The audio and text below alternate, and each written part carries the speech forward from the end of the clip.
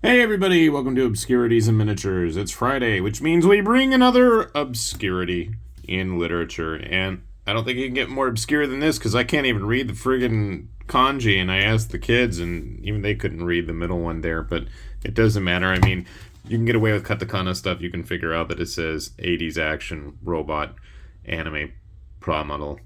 And this is actually the first of the character model archives put out by Hobby Japan Vintage.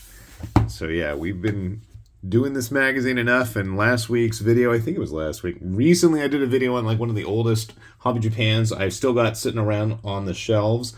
So I thought, what better way than to follow it up with this book that my brother picked up on his last trip to Japan. As far as I know, there have been more published. I want to say there is a volume 2. I'm not 100%, but knowing Hobby Japan and the fanaticism that exists towards some of these kits of yesteryear, then there probably will be one. Anyway, Dunbine, Zabungle, and Ideon. Dunbine in particular is one that I have a lot of love for. That was one of the very first Promotal kits that I ever put together, and that was a long time ago. It might have actually been in the 80s, come to think of it, tail end of the 80s, but I can remember seeing these at Toys R Us on clearance back in the day for like $5 or something. And I want to say it was like a Takatoku one or something. And the guys that did like their old Valkyries never got one, always wanted one, liked the design. And I'm sure it's been one of those things that's always kind of floating around in the back of my brain and continue to inspire and interest me. But what's cool is this book kind of goes backwards and forwards. So we have each of these 3 series, Ideon being the first, then Zabungle, and then my particular favorite Dunbine. We've got interviews with a lot of the people that were working on these things behind the scenes, Tomino obviously being one of the big ones. And then nothing but glorious model porn. Look at these things. Classic kits with modern interpretations and paint jobs. And oh my goodness, look at the funk. And I mean, if you're going to be looking at funk, you're going to be looking at Aoshima kits. And I know I put a video years ago now on the Aoshima books, which are probably now out of print, but they had a book on all their original crazy, drugged out bits and pieces kits and all of their licensed stuff. But I like the fact that we get both the box art and an actual view of the finished kit. And I'm assuming these are going to be with the actual sprues. Kind of surprising that we have the anime scale and the more detailed one with the actual color-corrected joints. Not joints, well, hands and feet. I don't know what I'm talking about. This is kind of cool. They're micro Pura model. They're like basically gaming scale. Teeny tiny stuff. Pocket power. Again, tiny little kits.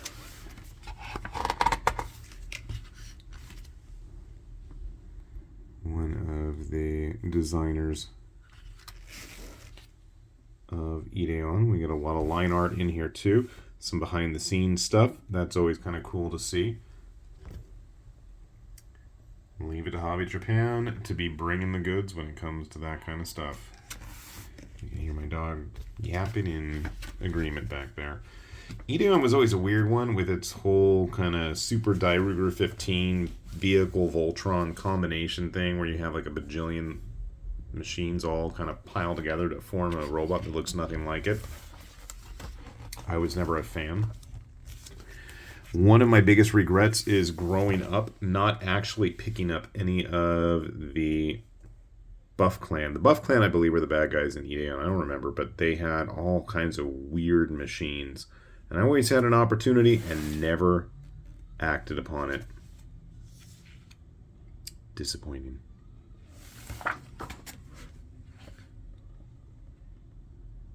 And we get into some of the sketches for the bad guys. Yeah, I don't even have any books with those. Oh, yeah. I know I built some of these at some point. But again, it's cool that the book just kind of gives you these views of a lot of this stuff. And I mean, they catalog just about everything. I'm skipping page after page. We do have some of the spaceship designs in here too, and that is one of the nice things about these older model lines is you actually did get the ships. You got a lot of other stuff besides just the main robots. And that's one of the things I actually always liked about these Aoshima lines. I mean, they went all in. The Zanzalubu. I want to say that Sparkletread actually has one still that he fought with to get painted and glued and dealt with. I'll have to see if he still has it. All the various subscale lines. See, I mean, I loved this stuff. And you could tell that they were trying to really market these towards more of the scale modelers, guys into like the Starfleet battle stuff, Star Trek, Star Wars ships, which were really popular at that time all over the world. You know, and it's kind of cool that they really were into that. You know, you have the successful Yamato kits. I'm sure if you frequented hobby shops in the late 90s, early 2000s, back in the day, Bandai used to reissue those things all the time, and they'd be dirt freaking cheap. And you can tell I'm like 40 pages in, and we're still seeing nothing but Ideon stuff. And then we get to this kind of layout. We get these modern interpretations, and I know it's super glossy, unfortunately, but it's kind of cool to see current modelers take these kits and just go to town on it.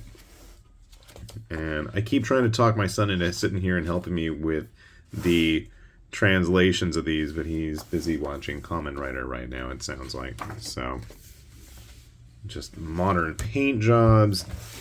You know, you get the full Hobby Japan treatment. Unfortunately, these, I don't think you get as much of like the background stuff.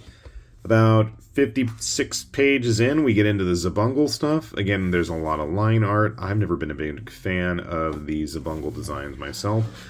Iron Gears. You probably saw these somewhere in a toy store. Gentlemen and ladies, I guess, if you were into that kind of thing. But I can remember quite a few of these things popping up in bootlegged sets all the time. I know, again, Sparkletrout brother has put together tons of Zabungle kits, the Walker Gollier, Walker machines, all kinds of stuff here. One thing you can say about the 80s is they did not have those established aesthetics for mecha kits yet, and I kind of miss that, where people just kind of went with it and did whatever they pleased. Everything these days has to be so kind of, you know, hyper detailed, and I mean it was back then too, but too bad it doesn't look like we get into any of like the HCM hybrid plastic toy model kit things. Get into some of the nicer, I mean I was like, wait, is that CG? No, that is actually the kit redone. Looking nice by JJ. And then my personal favorite, the Dunbine stuff. And we can see kind of some of the inspirations and where things were happening, what was coming out. Nausicaa obviously making a big impact. Orgus and its big fantasy world. You might have seen some of those kits. I know I had multiple Orgoroids back in the day when Robotech was on TV, when that was a thing. You know, kind of advent of all of the Bandai plastic model kits. Oh, the dude from Armageddon. I don't even remember his name. I owned one of those. I built one years later. Ooh, some of the actual old plastic toys. The Dunbine itself. Gaze at its ugliness. I loved how elegant these things would look on screen or in the line art. They looked fantastic. They looked, you know, like these Fae-inspired fantasy warrior machines. The SF fantasy figures. They knew what was up. And most of the kits just looked awful. Just awful. There's Todd's Dunbine. And they had these nasty wires that, as a kid, I just gummed up everywhere and never was able to attach well. And some of them, the real pain in the butt ones, had like full-on, just like wiring for the joints or something. It was weird. I hated the joints on these things. They were bizarre. But the designs are so neat. Always wanted a Drumlo. Never got one when they had the reissues and remake kits come out in the late 90s or 2000s. And I built most of those. Definitely had a Zwarth. The Ghetto is the one I'm thinking of. Ghetto, G-E-D-O, right here. This guy had all kinds of nasty wires. I'm gonna zoom in so I can relive the trauma. You can see here, this I want to say is actually how his limbs attached to the body with these nasty, you know, polyurethane style degradable rubber hoses. They sucked. They sucked, and he had those all throughout the body. It sucked. And I really liked the line art. I even tried painting it up. This was originally our other brother's, I think. And we tried to salvage it, and it was just a lost cause. I think I glued the joints all solid so it can just like maintain a pose. And then we have the Bastille. The Bastille has the honor of being the very first Japanese model kit I attempted to build on my own without any help, without understanding a lick of the language, and I managed to, in true High Lord Tamberlane fashion, get his left leg glued together backwards. These were not snap together kits. They were glue required, and I was not paying attention as well as I should have, and I got hell for that for years on end. And I really liked the way they painted this thing on the box art. Oh my god, I loved the original box art. It just looked neat. It spoke to me. You had this big, cool warrior robot smashing his way through a modern city. There's fairies on this and swimsuits. I'm like, preteen me is like, whoa, what is going on here?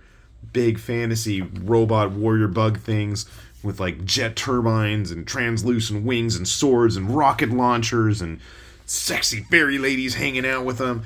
What's going on? The cool line art. And you know what? So I tried painting it in the pink and it looked awful. And I remember I used some of my uncle's oil-based stuff. I think it was oil-based. And I painted it up in black with a gray belly and like a green accent. And I loved that thing. I loved that kit. I was so proud of that. And eventually I guess I tossed it. It's one of those things. You never hold on to this stuff, unfortunately, for as long as you need to. Plus, they start to take up a lot of room. We get to the Bilvine with all its upgraded stuff. And I want to say I might have painted one for Sparkle Trout when he was little. Hated its transformation. Made everything floppy, as is always the case. That's why I am not a fan. I'm going to blame the Bilvine for my distaste of transforming mecha. Hated building that thing. Love that little SD one. Never got that. Never got a leprechaun with his crotch gun. That was a curious choice. Sadly, the leprechaun's line art and in action looked so much better than this thing. It just looked kind of dorky. The Zwarth, however, was the coolest one. And I gotta say, of the original lineup, it was probably the nicest looking kit. They did do a redo, which was even better. I wonder if those are in here. Now, this is the best part of the book, I think. I had some of these. And I really, to this day, kind of regret getting rid of them. And that is all these old catalog pages. I mean, again, as a kid, not having a clue what any of this stuff is, before the internet's really in full bore, having any access to it, or having any of this stuff even uploaded. This was my gateway to a whole nother area of the hobby of which I knew absolutely nothing. And so it was very exciting for me.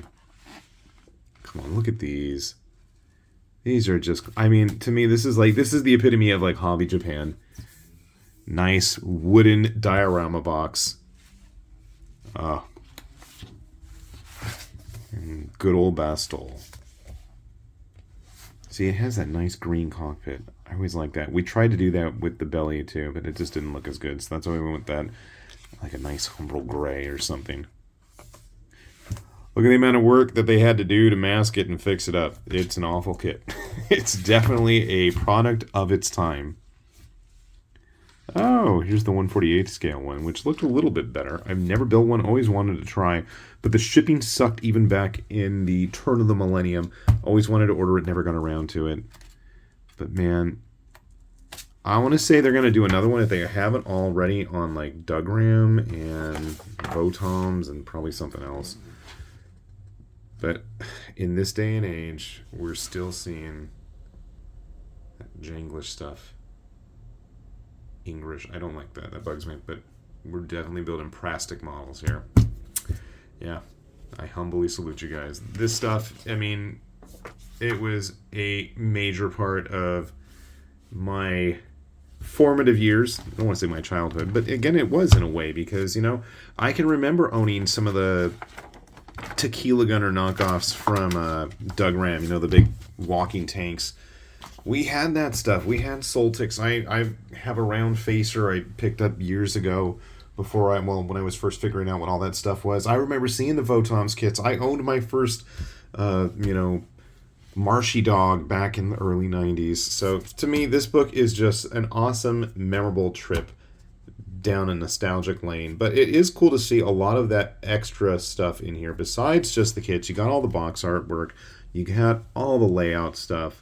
While we don't have the every, layout of the instruction manuals, because those things were a work of art, I think, especially back in the day, a lot of these kits, and I don't think they have any photos of it, unfortunately, kind of like this, you would see, these are just spray painted or something, but you used to see the layouts of the sprues with everything painted ahead of time with the color guides on there, and I loved looking at those. I mean, maybe I'm just a dork, which I probably am, but that's beside the point.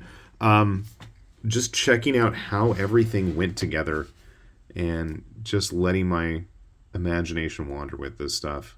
A lot of good times were had. A lot of daydreaming was done with this stuff. So yeah, thank you for indulging me in another nostalgic week of obscurities in literature. And if you guys ever come across these, by all means, I tell you, enjoy these kits while you can still find them, because the plastic is probably super brittle at this point and is probably not really worth the money some of these collectors ask. But, to each their own. So with that said, this has been High Lord Tamberlane with Obscurities and Miniatures, saying thanks for watching, and we will see you back here soon. Bye-bye!